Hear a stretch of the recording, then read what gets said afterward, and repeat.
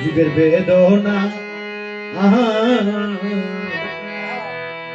ও দয়াল বুদ্ধ সারা কেউ তো বুঝে না।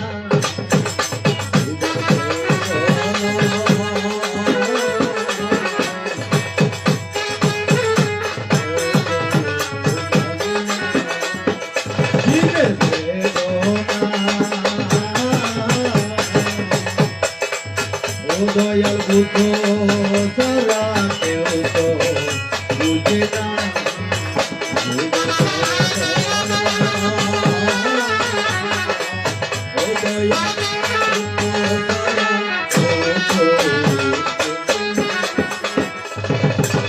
ও দয়াল তুমি আমার,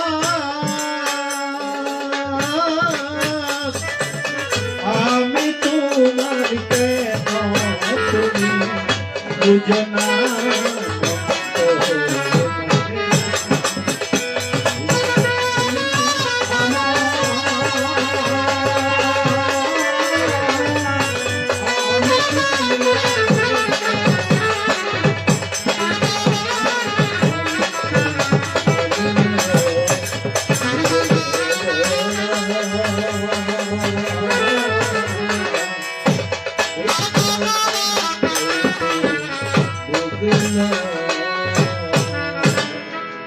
সেই শিশু বড় হতে হতে দেখো না ভাবিয়ে বুদ্ধের শাসনে সে বুদ্ধের অগ্রশ্রাবিকা হলো।